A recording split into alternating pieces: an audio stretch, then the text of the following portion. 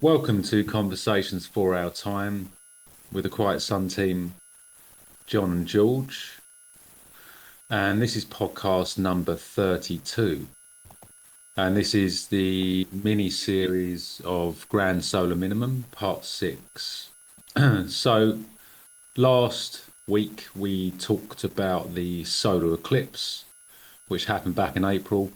As we explained at that time, we had a few recording issues, so obviously it took us a while to sort that out. This week, what we're actually going to be talking about is a few different subjects. So we're actually going to be talking about the most recent geomagnetic storm, which actually got up to G5. And on the KP index, it got up to 9. Now, everyone's been talking about the auroras that they saw in different parts of the UK. It's quite rare for these auroras to get down this far. But in days, the ancient days, there were actual reports of auroras going down as far as places like Cuba. So although it's rare, it's not unheard of. And the reason for the auroras coming further down, which I'm sure George and me will discuss a bit further, is because as our magnetosphere is waning due to the north and south magnetic poles moving, which have been going since 1850, around the time of the Carrington event, what that does is that allows more of the solar winds to actually penetrate into the atmosphere. And then you'll be able to see the the different forms of color corresponding to the nitrogen and oxygen in the air, which is why we see these auroras. So we'll also be discussing ice ages and magnetic flips and reversals. So there's still some debate under exactly what's going to happen in regards to the magnetosphere, but we do know that the atmosphere or the strength of the atmosphere is declining. And this corresponds to what's also happening in regards to grand solar minimum. So it's a really complex subject. There are some books that have been written about this, like Robert Felix wrote Magnetic Reversals and Evolutionary Leaps. And there are other books out there, of course. But it is a fascinating subject. And as I said, this kind of the observation of these events go back tens of thousands of years. There's cave paintings all over the world that kind of depict these different auroral shapes in the sky.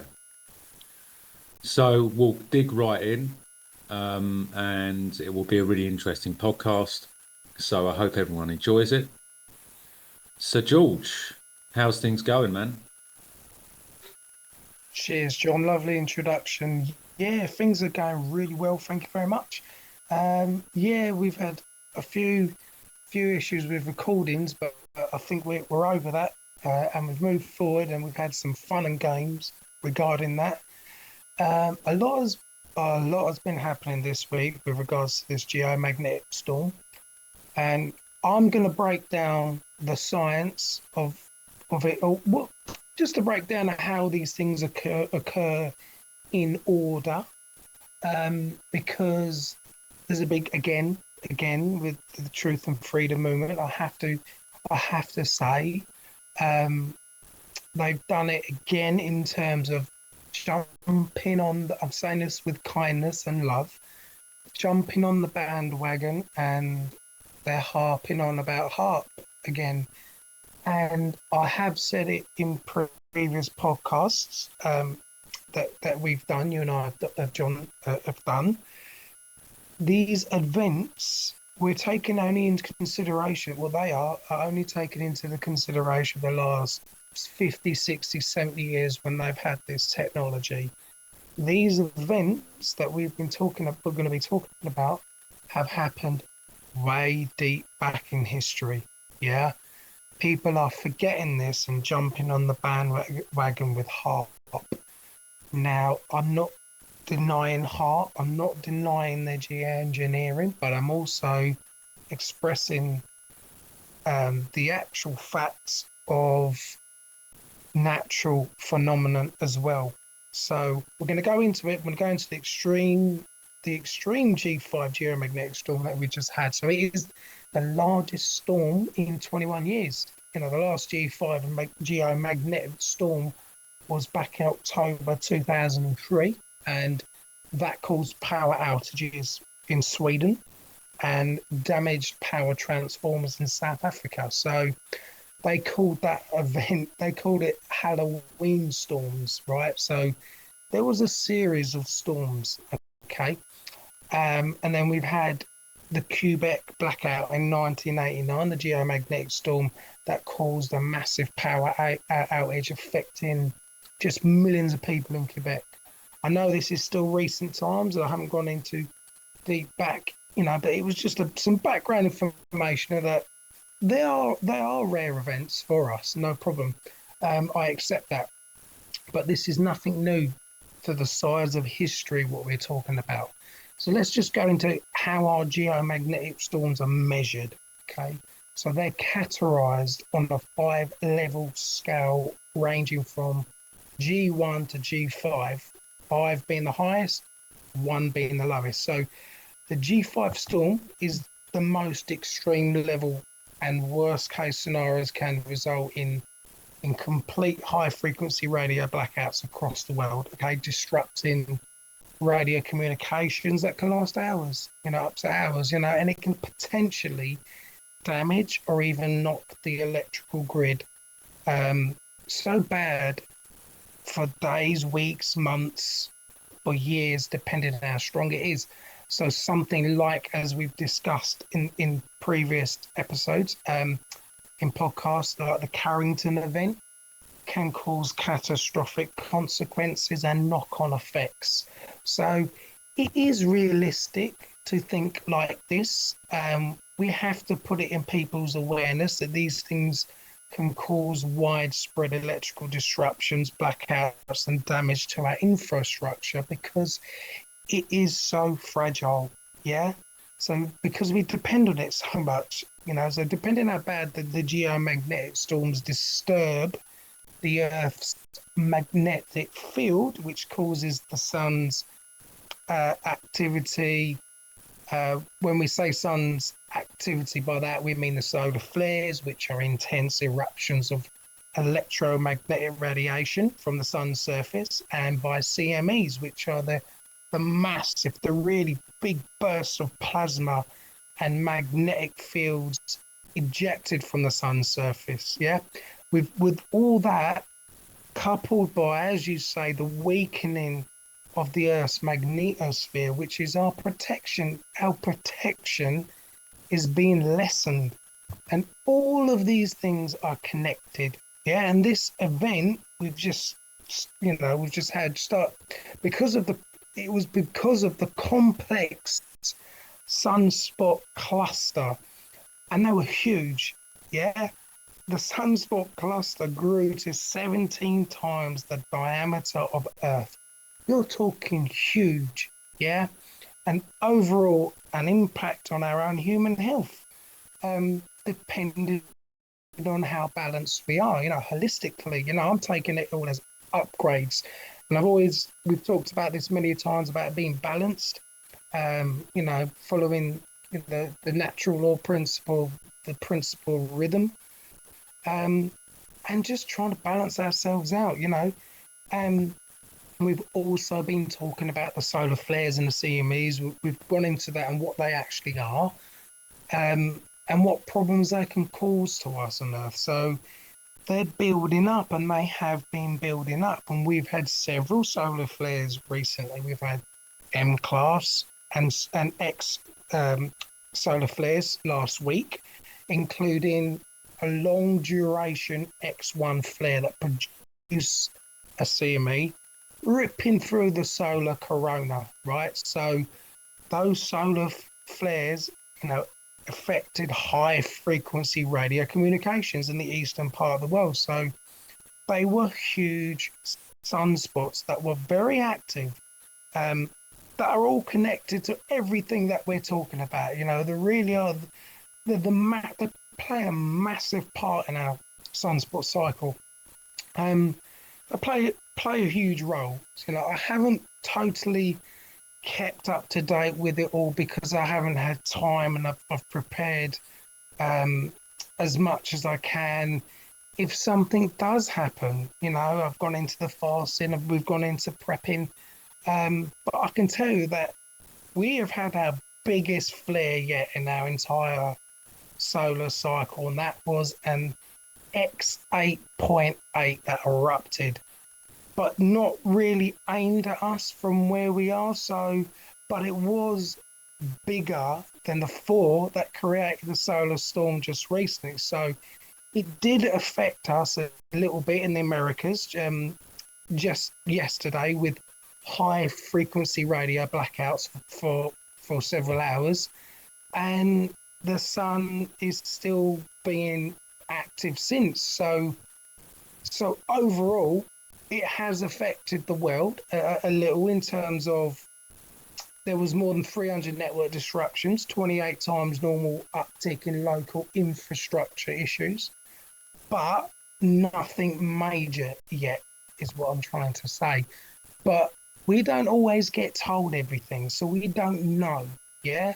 So these are rare events to us, as I say. These are all rare events, right? But they have seen this many, many times over. Like you said, John, you know, there have been cave work cave drawings that we're talking thousands of years ago. Well, they understood how the sun was behaving and they drew it, yeah. And they've been talking about these events for thousands of years, way, way, way before HARP ever existed. I have to stress it because we want the truth.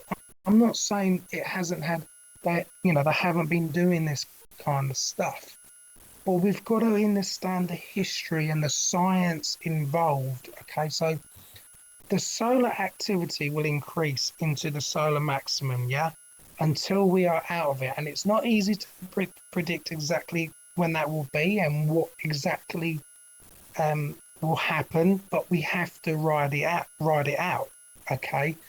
But things are heating up, John. Yeah, they certainly are, George. Great explanation there, mate. Yeah, I mean, there's two more X flares that have gone off today. Funny enough, I've Ah, okay. just been looking at Solarham. So we had an X3 from the same sunspot that did the X8. That's the 3664, and then an X2.9. The sunspot hasn't been verified yet, but remember they're on the eastern limb, so they're not going to be Earth facing. But as Yes. you know, um, sunspots. Sorry, lost my words there. These sunspots do have the ability to stay active for quite some time. So we're looking at about Yeah. 28 days until that sunspot comes around again. And remember, sunspots are forming all the time. And as you said, we are in solar max. So, you know, it's we're in solar max, so that there's the potential for a lot more um, activity to happen. And, you know, we've got to be aware, as you said, George, look, there are accounts that go back way into the past, hundreds of years, if not thousands of years. People talked about this type of thing. They didn't probably know what it was, 1,000 years ago. And there are cave paintings that go back 40,000 years, 40,000 years, that show depictions of things like Jacob's ladder, which is uh, an aurora plasma producing shape in the sky. So look, I'm not denying, um, you know, that there is a certain amount of weather manipulation. But Diamond did a very good short piece on HARP. HARP cannot produce auroras all over the world. HARP is in Alaska, Canada, and you're they can only affect a very small part of the ionosphere, right? And they haven't really been very successful. We know they cloud seed, we know they do lots of things, but the Earth is a very, very complex system. It's so complex, humans cannot understand it. We cannot predict the weather from one day to the next very accurately at the moment. So, it makes me laugh, and I'm not, this isn't to criticize or patronize anyone that thinks this, but I really feel that there's a real disconnect with nature here. And also that when you have no control, even if you think someone else is controlling it, for a lot of people, it's better to think that than that we don't have any control over what's happening.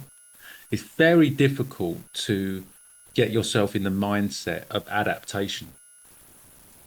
And the science we know now of what is actually happening, and we see these things, we can really appreciate the beauty of it. Way back thousands of years ago, imagine what they would have been thinking when they didn't have the science to understand it. Now, they may have thought it was the gods. They may have thought the gods were punishing them, right? They may have been really scared. They may have been fascinated. Maybe, we may never know the facts. But it's really important that people consider that not everything we're told is a lie, right? There's always an element of truth. But the other thing is, what do the narrative makers have to gain out of saying they're controlling the weather, right? Now, my personal interpretation of this is that they can then claim that they are cooling the planet because they've been harping on about the planet warming, that CO2 is warming the planet. Yeah. So it's in their favor to pump out this propaganda. That's my opinion. I might be wrong, but I don't feel at this particular time I am wrong. I feel like, um, I'm really doing my best to listen to my intuition rather than being swayed by fear porn, basically. Because if someone's controlling the weather, what hope do we have? Because they can do anything. They can do anything they want. But the real, the purpose of us doing these things is to inform people, give people knowledge so people can take the best possible action to protect what they've got and to create abundance. So it's really important that we take all these things into account. And as I said, I know they cloud seed, I know they can control weather to a particular degree, but they cannot control the climate. Not from anything I've seen. And I haven't done an amazing amount of research. And anyone that perhaps can prove this, what they're doing, send us the evidence. Send us the evidence. I'm happy to look at that. And as I said, I'm not negating any of this stuff, but I feel actually it's more empowering to accept what's actually happening naturally, the natural phenomena, which can be recorded, thousands of years back into the past, and accept the awesomeness of the power of the sun and the power of the universe, and that we are actually observers of this. And I think that's really important because for me, it makes me feel a lot more connected and grounded to our planet, to know that the sun is the giver of life but it also takes life away. And if you go back into ancient times, they had the same philosophy. The sun was the giver and the taker, you know. So, yeah, it's fascinating stuff, George. And I think we've got a lot more to see from the sun in this cycle. I think we have, right, and you hit the nail on the head for me. Again, we don't say this patronising or anything like that. It is said with love. There has been a massive disconnection with nature, right? Um, and that's the issue. I feel that nothing that they can create will ever be bigger than what nature has. Nature has created bigger. I mean, we had another um, volcanic eruption today, and in I think it was Ibu in Indonesia. But look, they can they can create earthquakes too. I'm not denying that. The research has been there, but these massive earthquakes and volcanic eruptions, they go back thousands and thousands of years, and they did not have this technology then. They could not have possibly have done it then, right? So it is just to put that reminder there, and I have to admit, I am nervous, right? Because it's getting a I'm not that one who drops into fear, but I'm a little bit concerned about these solar flares and what is happening, because it's a lot now, and we are getting things are feeling like they're heating up with regards to our sunspot cycle. But nevertheless, what can we do about it apart from working on ourselves, preparing? We have to go with facts, because I've seen no evidence that Harper's done this. I've seen no evidence. We need to go with the facts. And what we're saying and what we're talking about makes more sense because of the history. I understand the word his story. I'm very well versed with the language that we speak. Um, there's our evidence out there that just goes back thousands and thousands of years, and people haven't seen that. But on the more positive note, there are more people I have seen on Facebook over the years are taking into consideration of what we've been talking about. Um, and another part of this podcast that we want to go into is we're going to start off with what has happened the past tens of thousands of years, and we're going to go into a little bit of ice ages and how it's connected to magnetic reversals and magnetic excursions, because this is all interconnected by nature, and we have to accept that, and we have to learn. So going into ice ages, one of the longest cycles is ice ages, and in between a cycle of every roughly 100,000 years of a really cold and iced up Earth. And this is the thing that we're forgetting. Earth is really, really cold. It's a really cold Earth. There are what we call interglacial periods. So for the past 11,000 years, we've been living in one, and we are in an interglacial warm period. We are in what we call the real global warming, and this is called the Holocene warm period. Okay, so we live in a tiny speck of time, considering the Earth's history, and that's big, of when it has been warm. So people think it's been like this all the time. It hasn't. We've got to check out our history. It's there for us to put the pieces together. So in general, it hasn't been like this all the time, this warm period. This world, as I say, is very cold. And we're not really told much about it unless you actively look at the Earth's history yourself. This Earth is a very, very dangerous place weather-wise as well. Okay, we haven't seen the likes of what nature can create. Okay, and this is why civilizations collapse. They had nothing to eat. Although I do believe in breatharianism as well. But those who died of starvation didn't have that knowledge of vegetarianism. Yeah, they wanted food, they ate poisonous food, they died, but when we are in warm periods, humans thrive. We don't have to be living in caves no more. We can build, we can grow, and we can work together. And this is a chance, whilst it is still, relatively warm, we have the chance to do that. And what I also wanted to mention, as I said, was magnetic reversals and magnetic excursions. Okay, let's go into that a little bit. Okay, so magnetic reversals have occurred in the past in sync with mass extinctions, in sync with Earth's descent in catastrophic glaciation. We're talking huge, yeah?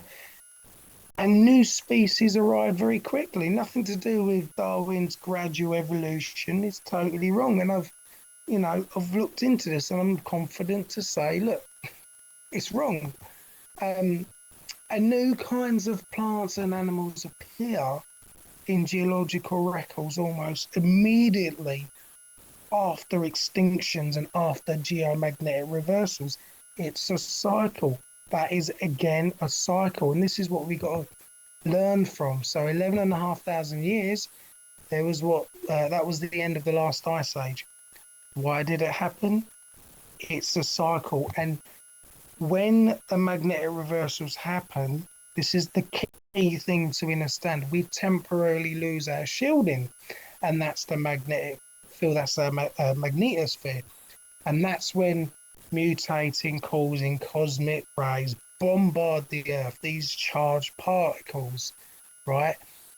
And there are also what you call magnetic excursions. So the magnetic field is changing, weakening, and affecting the poles.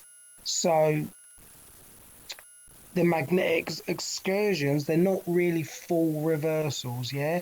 And some of it is a bit like you may look at it as an aborted reversal, yeah? So it doesn't flip as such, but it still causes havoc, okay?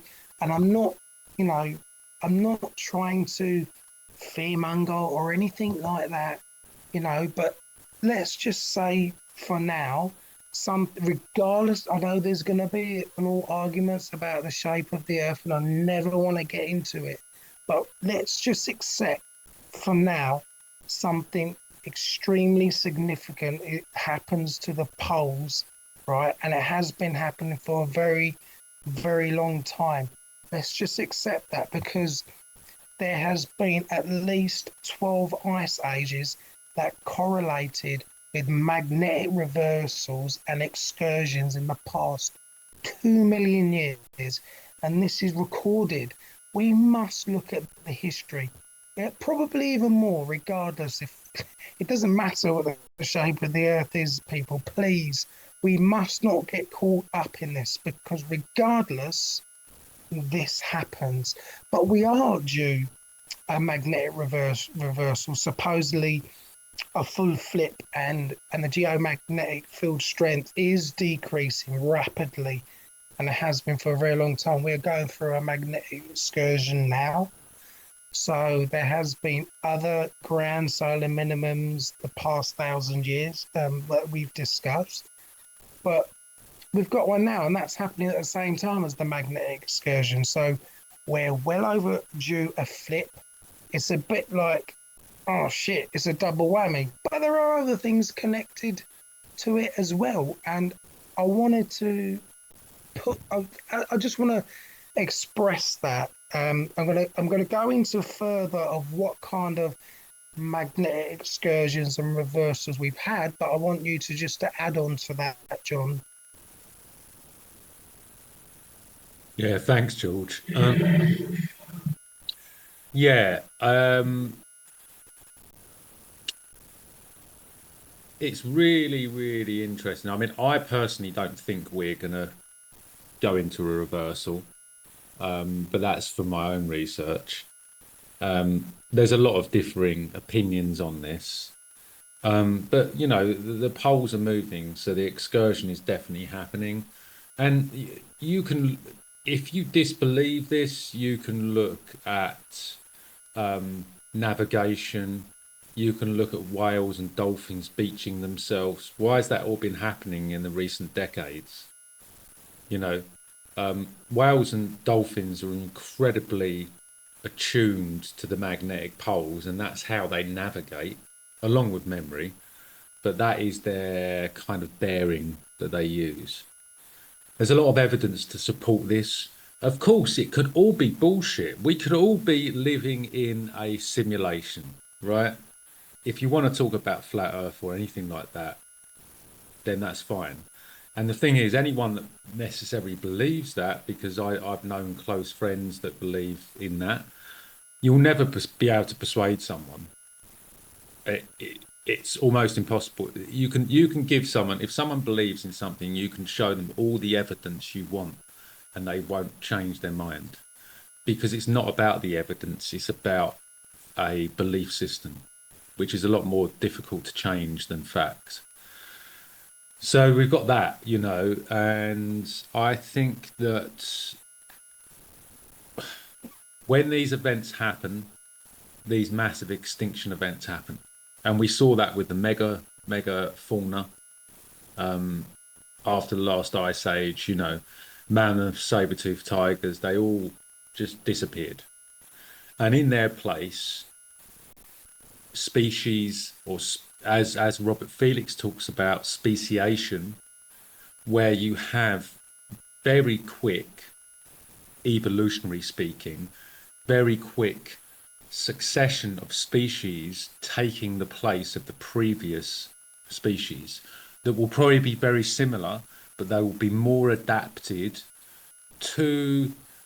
Now, there's not a great deal of research into this, but my feeling is the energetic particles that are happening on the planet at that particular moment.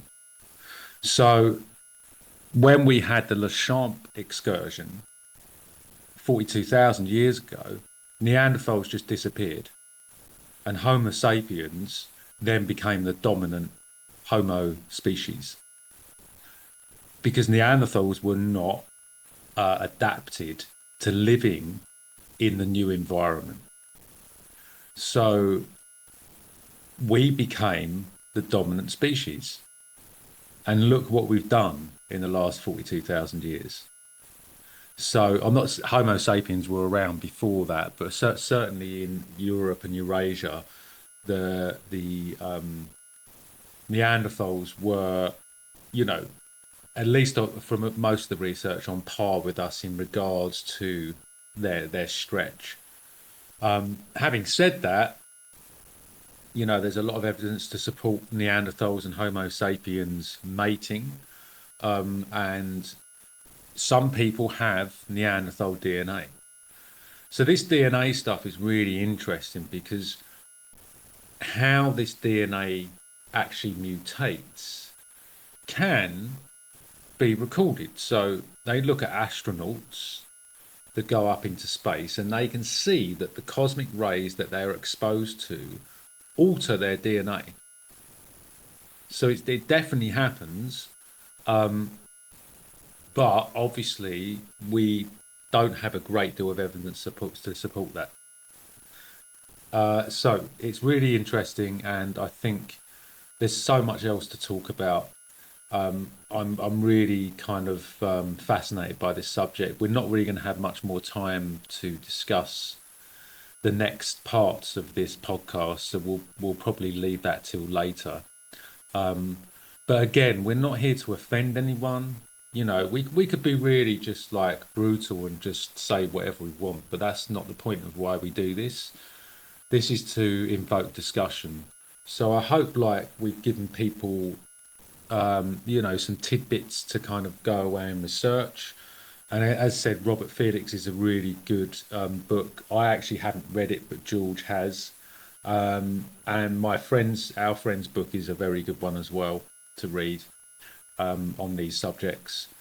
So, yeah, I mean, I'll kind of hand you over to George for the last minute or so. And I'd just like to say thank you to everyone for listening and supporting us. And I hope you're enjoying what we're putting out. Yeah, thanks, John. I appreciate that. Yeah, I'm gonna leave the links to a couple of podcasts with Robert Felix, and his books are really hard to get, really hard to get now. Unfortunately, he's passed away a few years ago, so his books are not easy to get. Um, but yeah, there's a whole lot of history. This is what we want to do. We want to bring the history into it. We want to bring the science into it. Yeah, it's too easy to just say harp, is what we're saying. When we bring this together, it starts to make a bit more sense. You know, it really does. So, yeah, thank you for listening. I'm going to go into further of the history of the magnetic reversals and excursions in the next episode. We're going to talk about other events as well, which has a massive impact on us. So, thanks for listening, folks, and please join us for next week's show.